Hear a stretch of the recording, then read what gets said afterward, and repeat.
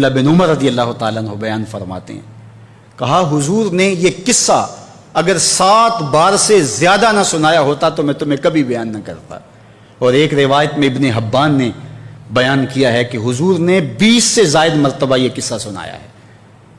فرمایا کہ بنی اسرائیل میں ایک شخص تھا، اس کا نام کفل تھا اور بہت بڑا بدکار تھا۔ ہر رات بزم عیش سجتی اور وہ داد عیش دیتا۔ ہر روز کوئی نئی خاتون اس کے گھر کی زینت بنتی۔ ایک دن ایک خاتون کو 60 دینار دے کے وہ اپنے گھر لے آیا۔ جب بدی پہ آمادہ ہو گیا تو اس خاتون کا وجود کانپنے لگا، اس کا بدن تھر تھرانے لگا۔ کفل نے کہا کہ کیا ماجرا ہے؟ اس نے کہا کفل، ضرورت مجھے تیری دہلیز پہ لے آئی ہے، میں کوئی بدکار خاتون نہیں ہوں، لیکن ضرورت مجھے تیری چوکھٹ پہ لے آئی ہے۔ بس دل کی اتھا گہرائیوں سے نکلے ہوئے جملے تھے، دل کی اتھا گہرائیوں میں اتر گئے۔ کفل پیچھے ہٹ گیا۔ میرے اور آپ کے آقا و مولا فرماتے ہیں کہ کفل کا اسی رات انتقال ہو گیا۔ لوگ جب صبح گئے تو کفل کے دروازے پہ لکھا ہوا تھا ان اللہ قد غفر لکفل، اللہ نے کفل کو معاف کر دیا، اللہ نے اس کی بخشش اور مغفرت فرما دی۔ گناہ کو ترک کرنے والا، ارادے سے باز آ جانے والا اللہ کو کتنا محبوب ہوتا ہے۔ میرے اور آپ کے آقا و مولا نے فرمایا وَرَجُلٌ دَعَتْهُ اِمْرَةٌ ذَاتُ مَنْصِبٍ وَجَمَالٍ فَقَالَ إِنِّي أَخَافُ اللَّهَ، وہ شخص جس کو کسی خاتون نے دعوت گناہ دی، یا خاتون ہے اس کو مرد نے دعوت گناہ دی، اور اس نے کیا کہا انی اخاف اللہ، میں اللہ سے ڈرتا ہوں، یا خاتون نے کہا میں اللہ سے ڈرتی ہوں۔ تو میرے اور آپ کے آقا و مولا فرماتے ہیں قیامت کے دن جب کوئی سایہ نہیں ہوگا، اللہ اس کو اپنے عرش کا ٹھنڈا سایہ عطا فرمائے گا۔ کتنی بڑی بات ہے، حشر کے دن اللہ کی رحمتوں کے سائبان تلے ہوگا۔ تو ہمارے رب کا ہم سے تقاضا ہے کہ ہم تقوی کی دولت سے مالا مال ہو۔ وہ چاہتا ہے کہ ہم متقی ہو جائیں۔ اللہ ہمیں عذاب نہیں دینا چاہتا، ہم خود چھلانگیں لگا رہے ہیں۔ قرآن مجید میں کتنا خوبصورت اسلوب ہے، ذرا دیکھیے۔ ما یفعل اللہ بعذابکم، اللہ فرماتا ہے اللہ تمہیں عذاب دے کے کیا کرے گا؟ وہ نہیں چاہتا کہ تمہیں عذاب میں مبتلا کرے، تم خود چھلانگیں لگا رہے ہو، تم خود دوزخ میں اترنے کی کوشش کر رہے ہو۔ اس کی رحمتیں تمہیں بہانے دیتی ہیں کہ آ جاؤ، اس کی رحمت کا در کھلا ہے، کشادہ ہے در رحمت۔ جتنے بھی پاپ کمائے جرم کیے اس کی دہلیز پہ آ جاؤ۔ وہ یہ نہیں دیکھے گا اس نے جرم کتنے کیے، وہ یہ دیکھے گا میری دہلیز پہ آ گیا، وہ پچھلے سارے گناہ معاف کر دے گا۔ یا ایھا الذین آمنوا اتقوا اللہ، اے ایمان والو اللہ سے ڈر جاؤ۔ وَلْتَنْظُرْ نَفْسٌ مَّا قَدَّمَتْ لِغَدٍ، اور ہر جان یہ دیکھے اس نے آنے والے کل کے لیے آگے کیا بھیجا ہے۔ حضور علیہ السلام نے ارشاد فرمایا، حضرت ابو ہریرہ رضی اللہ تعالیٰ عنہ سے مروی ہے کہ جب کوئی شخص فوت ہوتا ہے تو لوگ کہتے ہیں اس نے پیچھے کیا چھوڑا، فرشتے کہتے ہیں اس نے آگے کیا بھیجا۔ لوگ تو حساب کرتے ہیں نا، کتنی فیکٹریاں چھوڑی، کتنا بینک بیلنس، کتنی جائیداد، کتنے مربع، کتنی زمینیں، لیکن فرشتے کہتے ہیں اس نے آگے کیا بھیجا۔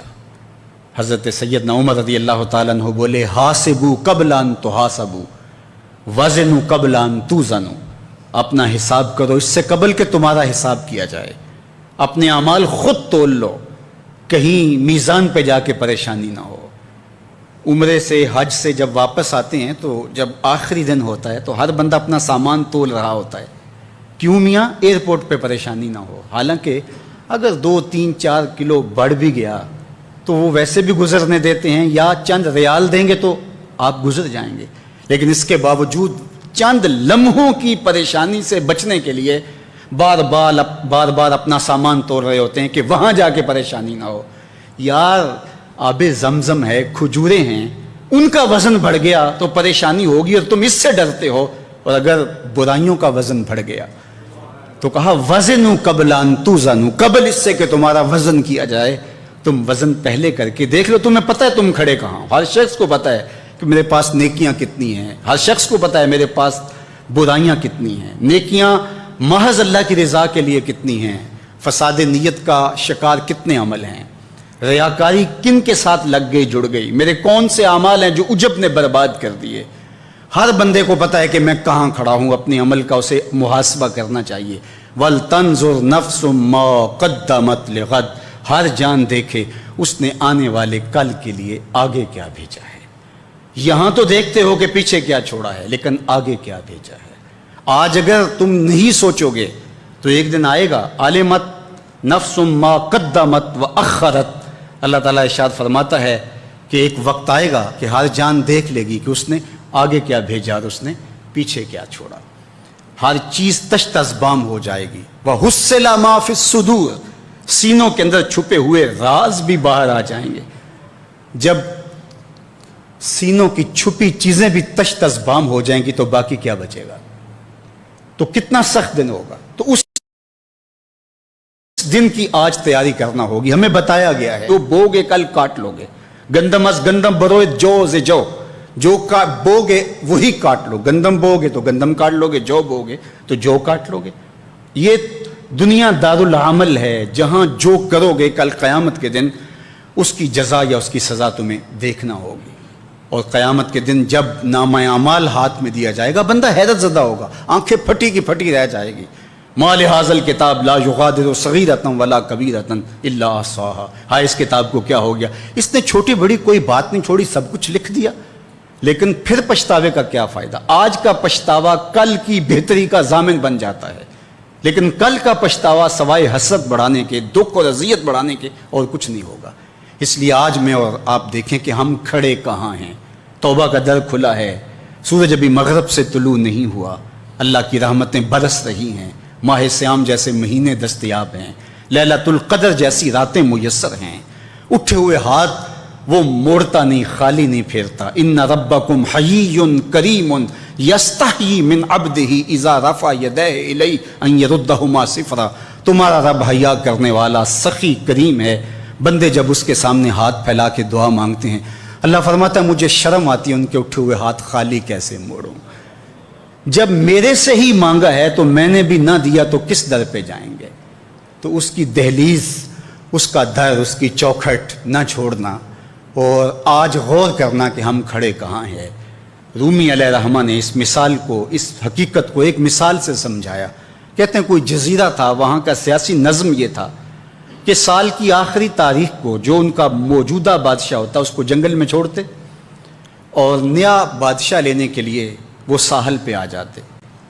جو پہلا شخص ساحل پہ اترتا اس کو اپنا حکمران مان لیتے، جو بھی حکمران بن جاتا وہ خوش ہو جاتا، حالانکہ اس کو بتا دیتے کہ ایک سال کے لیے تجھے منتخب کیا ہے، سال کی آخری تاریخ کو تخت سے اٹھائیں گے، باندھیں گے، جکڑیں گے، اور اسی جزیرے کے دوسرے کنارے ایک جنگل ہے جہاں خاردار جھاڑیاں اور موذی جانور ہیں، وہاں تجھے پھینک دیں گے۔ وہ بھول جاتا، کہتا دیکھی جائے گی۔ اور سال کی آخری تاریخ جب وہ رسیاں اور زنجیریں لے کے آتے تو وہ پریشان ہو جاتا کہ آنکھ جھپکنے میں سال گزر گیا، پتہ ہی نہیں چلا۔ پھر روتا ہوا چیختا ہوا اس جنگل میں جاتا اور لوگ اس کو چھوڑ کے آ جاتے اور درندوں کا رزق بن جاتا۔ اور جو بھی آتا اس نے کبھی انکار نہیں کیا تھا۔ پہلی بار ایسا ہوا کہ جس شخص کو انہوں نے ہار ڈالے، گارڈ آف آنر دیا، تعظیم تکریم دی، سیلوٹ کیا، اس نے کہا یہ سب کیا ہے؟ کہا کہ آج کے بعد تو ہمارا حکمران ہے۔ کہا میں تو امور سلطنت نہیں جانتا، میں تو تاجر آدمی ہوں، چیزیں بیچنے آیا ہوں۔ کہا کہ ہمارا اصول یہی ہے کہ سال کی پہلی تاریخ کو پہلا شخص جو جزیرے پہ قدم رکھتا ہے وہ ہمارا حکمران ہوتا ہے۔ اس نے کہا میں تو امور سلطنت کو نہیں جانتا، تو یہ کس طرح ذمہ داری قبول کر سکتا ہوں؟ انہوں نے کہا کہ تمہیں کرنا ہوگی، اس کے علاوہ کوئی راستہ نہیں ہے، ہمارا یہ قانون ہے، ضابطہ ہے۔ اور یہ بھی بتا دیں کہ سال کی آخری تاریخ کو تجھے اسی جنگل کے دوسرے کنارے چھوڑ آئیں گے جہاں موذی جانوروں کا رین بسیرا ہے۔ تو اس نے کہا اگر انجام اتنا دردناک اور خطرناک ہے پھر تو میں بالکل جانے کے لیے تیار نہیں ہوں۔ تو انہوں نے کہا تو چاہے نہ چاہے باندھ کے بھی تخت پہ بٹھانا پڑا تمہیں بٹھائیں گے۔ اس نے کہا اچھا مجھے یہ بتاؤ کہ سال بعد میری بات مانو گے یا نہیں؟ انہوں نے کہا کہ ہاں، قانون میں تو ترمیم نہیں کر پائے گا، لیکن یہ ہوگا کہ تیرے انتظامی حکم ہم ماننے پہ مجبور ہوں گے۔ اس نے کہا ٹھیک ہے، میں تمہارا حکمران بننے کے لیے تیار ہوں۔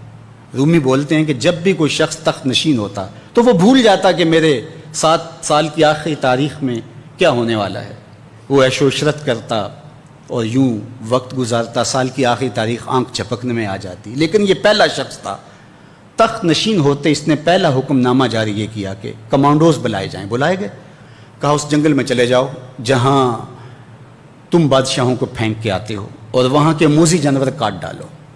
پھر بلدیہ کے ملازمین بلائے, کہا جاؤ جا کے وہاں کی جھاڑیاں کاٹو. پھر معمار بلائے, کہا جا کے وہاں محل تیار کرو. کچھ لوگوں کو بلایا, کہا جا کے وہاں پھول لگاؤ, پھلدار درخت لگاؤ, سایہ دار شجر لگاؤ.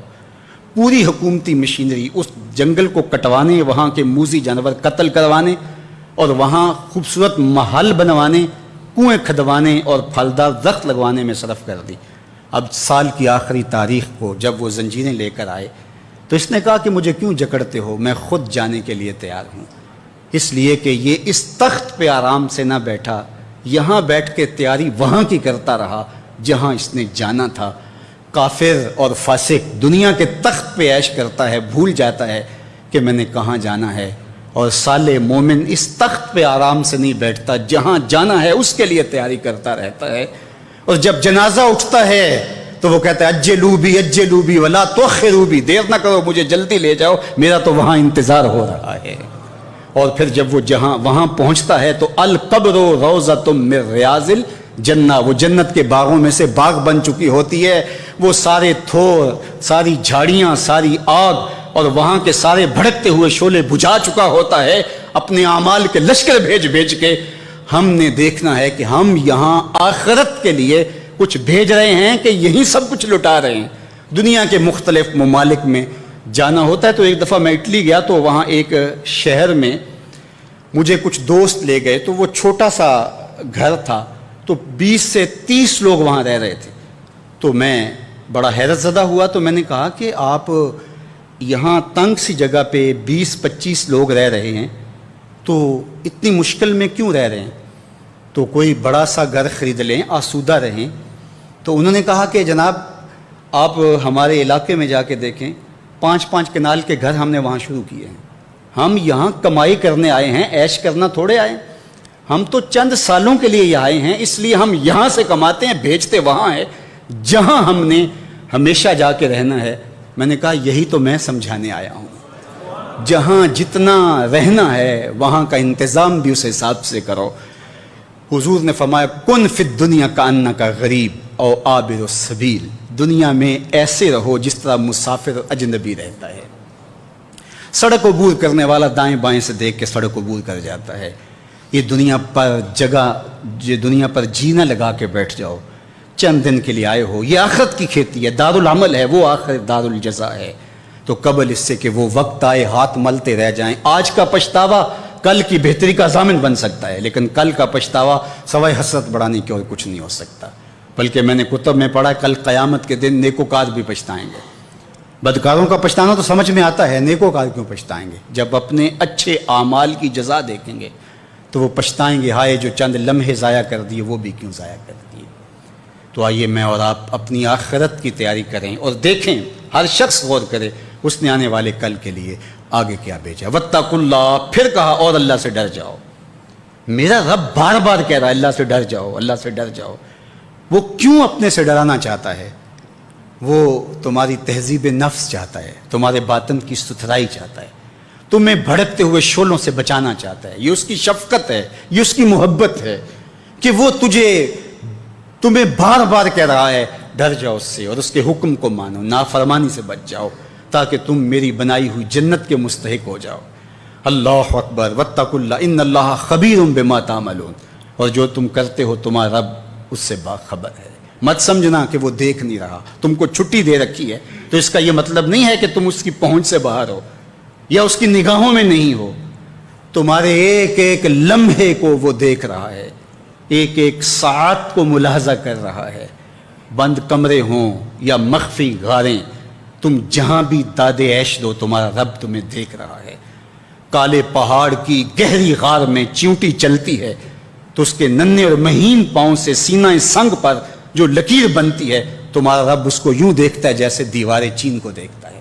تو کیا وہ تمہارے اعمال کو نہیں دیکھتا؟ تمہارے ایک ایک عمل کو, تمہارے ارادے کو, تمہاری آنکھوں کی خیانت کو, تمہارے دل کے ارادے کو دیکھتا ہے. ایک ایک چیز سے وہ آگاہ ہے. تو آئیے آج میں اور آپ اپنی زندگی کو ایسے منظم کریں. یہ ماہ صیام میں تڑپتی گرمی، سخت موسم، زباں کانٹا بن گئی، حلق خشک ہو گیا، اور ہم پانی نہیں پی رہے، ٹھنڈا پانی دستیاب ہے، کوئی دیکھ بھی نہیں رہا، وضو کرتے بھی احتیاط کرتے ہیں، میاں کیوں نہیں پانی کا 2 گھونٹ لے لیتے، ٹھنڈا پانی ہے، میٹھا پانی ہے۔ کہا ہم نے روزہ رکھا ہے، اللہ دیکھ رہا ہے، ماہ سیام میں ہم پانی نہیں لیتے، اس لیے ہمیں یہ یقین ہوتا ہے تنہائی میں بھی اللہ دیکھ رہا ہے۔ یار جو اللہ رمضان میں دیکھتا ہے وہ غیر رمضان میں بھی دیکھتا ہے۔ پانی پینے لگو تو دیکھتا ہے، رشوت لینے لگو تو تب بھی دیکھتا ہے، آنکھ بھٹکے تو تب بھی دیکھتا ہے، خیال بہکے تو تب بھی دیکھتا ہے، سوچوں میں آوارگی آئے تو تب بھی دیکھتا ہے۔ یہ یقین تمہارے ساتھ اگر جڑ جائے کہ تمہارا رب تمہیں دیکھ رہا ہے تو پھر گناہ کرنا مشکل کیا ناممکن ہو جائے گا۔ آپ دیکھتے نہیں، بند کوٹھڑی ہے، 7 دروازے مقفل کر دیے، بت کے اوپر موٹا کھیس ڈال کے زلیخا بولتی ہے تلک یوسف اب تو آ جاؤ نا، دروازے بند کر دیے تو جناب یوسف کیا بولتے ہیں؟ قال معاذ اللہ، کہا اللہ کی پناہ میں آتا ہوں، تو دروازے بند کر کے لوگوں کی نظروں سے چھپ گئی، اور پتھر کی یہ بے نور مورتی جس کی آنکھوں میں روشنی نہیں، اس سے بھی حیا کرتی ہے، اس کے اوپر پردہ ڈال لیا، اور یہ دیکھ بھی نہیں پاتا پھر بھی اس سے حیا کرتی ہے، اور میں اس سے حیا کیوں نہ کروں جو 7ویں کوٹھڑی میں بھی دیکھ رہا ہے۔ اتنی روشنی برستی ہے کہ گناہ کیا، گناہ کا تصور بھی محال ہو جاتا ہے۔ یہ یقین کہ میرا اللہ مجھے دیکھ رہا ہے زندگی میں جمال پیدا کر دیتا ہے۔ وَلَا تَكُونُوا كَالَّذِينَ نَسُوا اللَّهَ، اور ان لوگوں کی طرح نہ ہو جانا جنہوں نے اللہ کو بھلا دیا، غافل ہو گئے، اپنی خواہشات کی زندگی گزارنے لگے، یہ جہاں مٹھا اگلا کس نے ڈٹھا، خواہشات کے غلام بن گئے، آرزوؤں کے نوکر بن گئے، جس طرح نفس اور شیطان ان کو چلا رہا اس طرح چل رہے ہیں، انہیں پتہ ہی نہیں کہ ہم کس کے بندے ہیں، ہمیں پیدا کس نے کیا ہے۔ تو کہا ان لوگوں کی طرح نہ ہو جانا، وَلَا تَكُونُوا كَالَّذِينَ نَسُوا اللَّهَ، ان لوگوں کی طرح نہ ہو جانا جنہوں نے اللہ کو بھلا دیا۔ پھر اللہ نے ان کو سزا کیا دی، ذرا غور کیجئے، سزا کتنی باریک ہے۔ فَأَنْسَاهُمْ أَنفُسَهُمْ، اللہ نے انہیں خود فراموش بنا دیا۔ جنہوں نے اللہ کو بھلا دیا، اللہ نے انہیں ان کی ذاتوں سے بے خبر کر دیا، انہیں اپنے نفع نقصان کا علم نہ رہا، انہیں پتہ ہی نہ رہا کہ ہماری زندگی کا مقصد کیا ہے، مقصود حیات کیا ہے۔ جو لوگ اللہ کو بھول گئے، اللہ فرماتا ہے اللہ نے انہیں ان سے غافل کر دیا۔ اللہ جب کسی سے ناراض ہوتا ہے تو ہدایت چھین لیتا ہے، اسی لیے ہمیں ہر روز ہر نماز کی ہر رکعت میں ہدایت مانگنی ہوتی ہے۔ اہدنا الصراط المستقیم، ہر روز مانگتے ہیں، ہر نماز میں مانگتے ہیں، ہر رکعت میں مانگتے ہیں، اللہ ہمیں ہدایت پہ گامزن رکھنا۔ اللہ جب کسی سے ناراض ہوتا ہے تو ہدایت کے دیے بجھ جاتے ہیں، چراغ ہدایت بجھا دیے جاتے ہیں، اندھیروں میں بھٹکنے لگتا ہے، شیطان اس کو دھوکے میں مبتلا کر دیتا ہے، اسی زندگی کو مقصود زندگی سمجھ لیتا ہے، اس شراب کو آب حیات سمجھ لیتا ہے، اور ساری زندگی بھٹکتے بھٹکتے ایک دن اچانک جب سامنے موت آتی ہے تو پھر آنکھیں کھلتی ہیں، لیکن پھر پچھتانے کا کیا فائدہ۔ تو کہا جو لوگ اللہ سے غافل ہو جاتے ہیں اللہ جل شانہ انہیں ان کی ذاتوں سے بے خبر کر دیتا ہے، وہ خود آشنا بھی نہیں رہتے۔ جو خدا فراموش ہوتے ہیں وہ خود فراموش ہو جاتے ہیں۔ اور مجھے بتاؤ جو خود فراموش ہو جائے اس کے پلے بچا کیا؟ اقبال نے کہا تھا نا، اپنے من میں ڈوب کر پاجا سراغ زندگی، تو میرا نہیں بنتا تو نہ بن، اپنا تو بن۔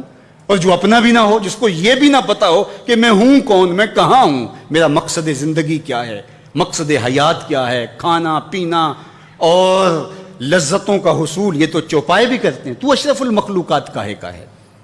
یہ زندگی تو ان کی بھی ہے کہ وہ اچھا کھاتے ہیں، تم تو ایک پاؤ بھر گوشت کھا لیتے ہو، اور شیر روز ایک ہرن جو ہے وہ چاٹ جاتا ہے، وہ تیرے سے زیادہ کھاتا ہے، تیرے سے زیادہ طاقتور ہے، ہاتھی کا جسم تیرے سے کہیں بڑا ہے، پرندے ہواؤں میں اڑتے ہیں، مچھلی پانی کی تہوں میں اتر جاتی ہیں، عقاب کی نظروں اور بلندی پرواز کی دیکھنے والی ہوتی ہے، کرگس کہاں سے کہاں تک سونگ لیتی ہے، ان کی قوت شامہ تیرے سے بڑی ہے، لیکن اس کے باوجود بھی افضل تو، اشرف بھی تو، اور اللہ نے اپنی نیابت کا تاج تیرے سر پہ رکھا ہے۔ جب تو اپنے آپ سے ہی آگاہ نہیں ہے تو پھر تو ہے کیا؟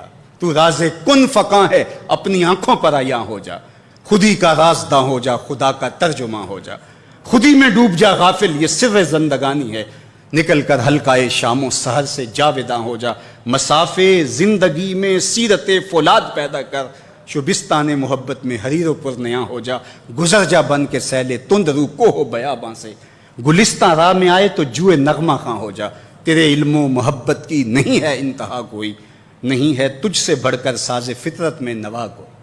تو تو مقصود ہے، تو تو مسجد الملائک ہے، فرشتوں کی پیشانی تیرے حضور جھکی ہے، تو اپنے آپ سے آشنا ہی نہیں ہے، تجھے پتہ ہی نہیں کہ تو کون ہے، تجھے آگاہی ہی نہیں رہی کہ تو ہے کون، تیری ذات کیا ہے۔ فرشتے سلامیاں دیں، فرشتوں کی پیشانیاں جھکیں، تو دیکھ تو کھڑا کہاں ہے، کانپتا ہے دل تیرا اندیشہ طوفان سے کیا، ناخدا تو، بحر تو، کشتی بھی تو، ساحل بھی تو، دیکھ آ کر کوچائے چاکے گریباں میں کبھی، کیس تو، لیلا بھی تو، صحرا بھی تو، محمل بھی تو، وائے ناکامی کہ تو محتاج ساکی ہو گیا، میں بھی تو، مینا بھی تو، مستی بھی تو، حاصل بھی تو، آہ کس کی جستجو آوارہ رکھتی ہے تجھے، راہ تو، راہ رو بھی تو، رہبر بھی تو، منزل بھی تو، بے خبر تو جوہر آئینہ ایام ہے، تو زمانے میں خدا کا آخری پیغام۔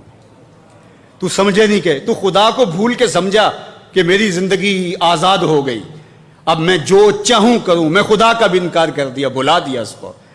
کہا جب خدا کو تو بھولا تو خود کو بھول گیا، زندگی کے مقصد کو تو نے فراموش کر دیا، اب بھٹکتا ہے ارض فلات میں، جنگل میں پڑے ہوئے خشک پتے کی طرح، جس کو ہوائیں کبھی ادھر اڑا دیتی ہیں کبھی ادھر اڑا دیتی ہیں، مقصد حیات کا علم نہیں ہے، تو کون ہے، کہاں ہے، تیرا مقصد زندگی کیا ہے، خدا کو بھولنے کا یہ نتیجہ ہے جو تجھے بھگتنا پڑ رہا ہے۔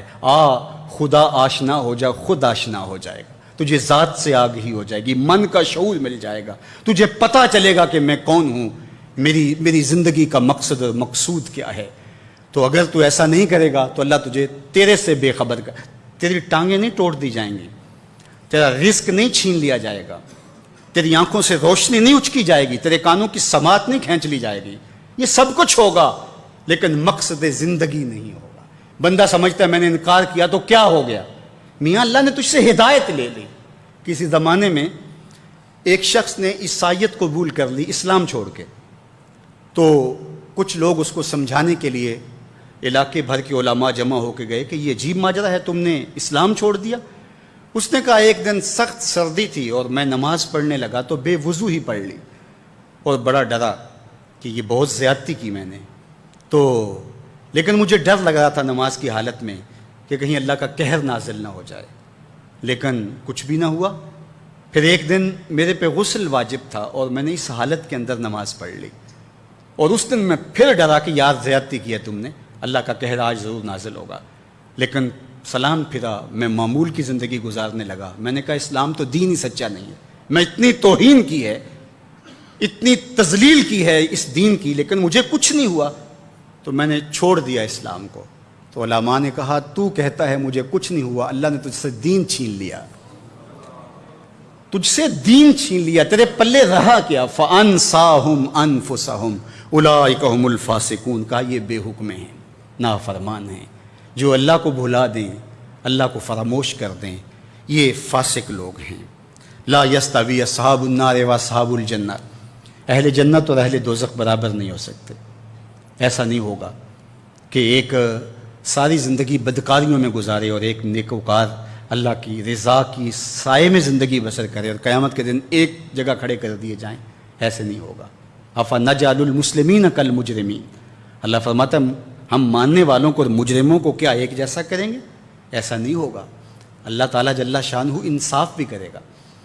ہاں، جس کو 33% نمبر دے کے پاس کیا جاتا ہے اس کی پوزیشن نہیں ہوتی، اس کو پاس ضرور کر دیا جاتا ہے، چلو اس کو سٹار لگا کے پاس کر دو، پوزیشن انہی کی ہوتی ہے جنہوں نے محنت کی ہوتی ہے، رت جگہ کاٹے ہوتے ہیں۔